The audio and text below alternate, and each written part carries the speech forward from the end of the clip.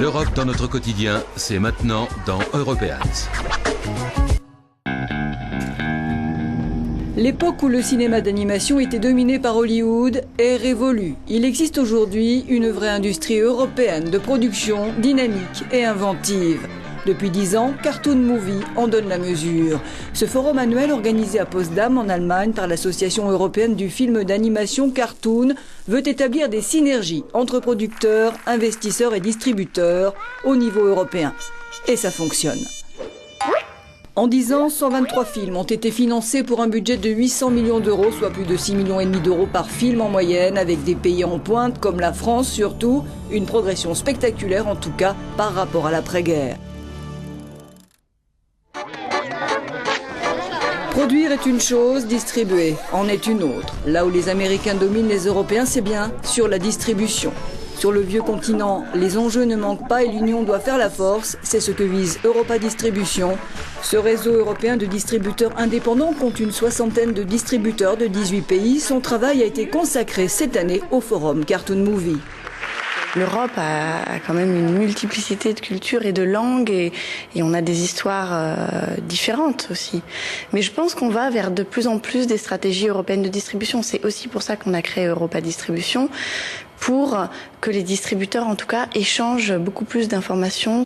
Et donc je pense qu'il faut réfléchir un petit peu comme les grands majors américains font, par exemple, et essayer tout doucement d'arriver à mettre en place ces stratégies communes qui donneront encore, je pense, plus de résultats en termes d'audience.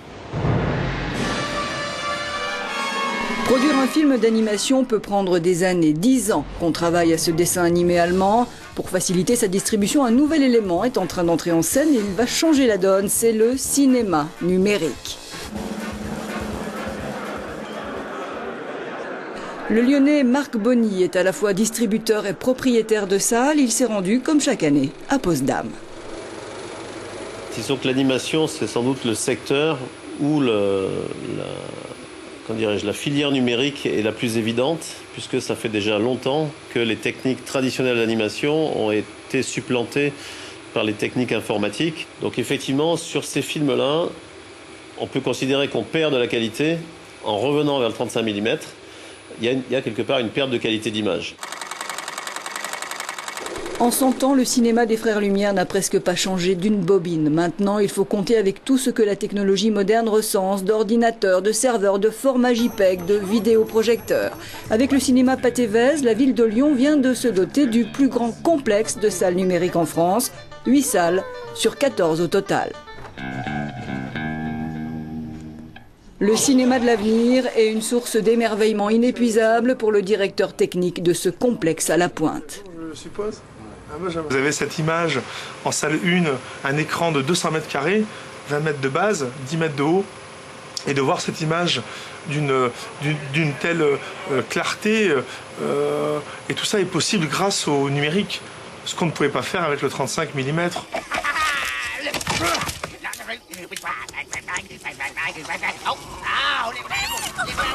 Un changement de technologie qui va bousculer fondamentalement l'art et la manière de montrer du cinéma.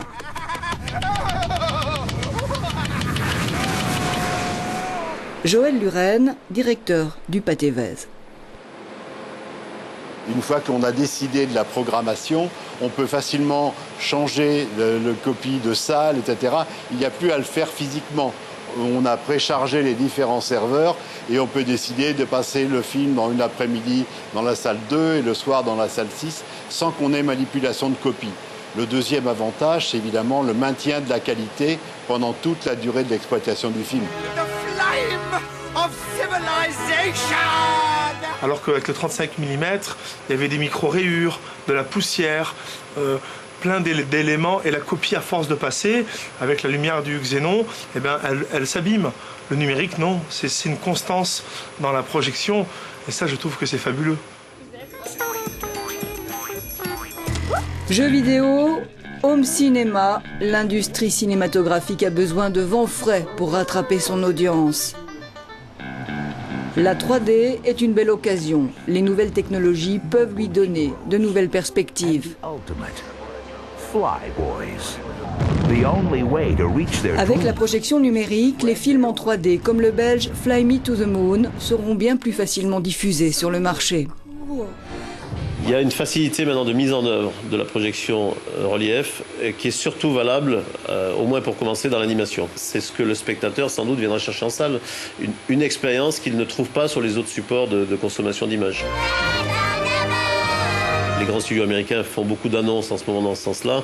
On va assister, à partir de la fin de l'année 2008, courant 2009, à un déferlement de films 3D conçus pour la projection numérique.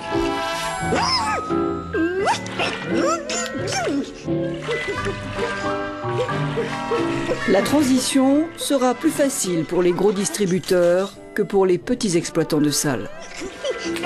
Ceux qui ont le plus d'intérêt à développer les technologies numériques, c'est les distributeurs de films, principalement, surtout les gros distributeurs, qui vont faire des grosses économies de tirage de copies. Et par contre, ceux qu'on invite à investir, ce sont les exploitants de salles qui ont une technologie qui marche bien, qui est éprouvée, et à qui on dit il faut changer de technologie, sans savoir si cette technologie va être aussi fiable, va être aussi, ou ne va pas coûter plus cher, etc. C'est le hic. Face aux bons vieux projecteurs, indémodables durant des décennies, les nouvelles technologies, elles, ne cessent d'évoluer.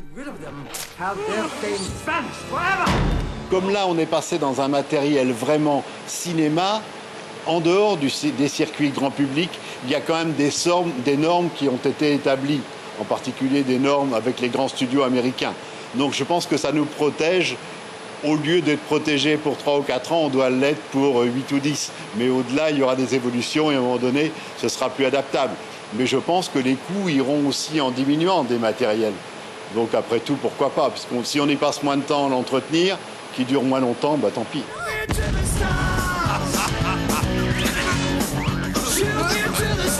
La modernité va vite, ce qui est révolutionnaire aujourd'hui sera à jeter demain. Dans cette course à l'innovation, la pellicule a sans doute encore de beaux jours devant elle.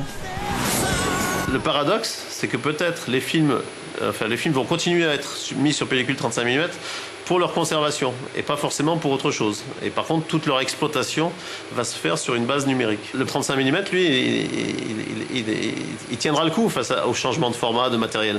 Tandis que les supports numériques, on voit bien les gens qui sont équipés avec des lecteurs de VHS il y a je sais pas combien d'années, qu'est-ce qu'ils font de leur VHS aujourd'hui?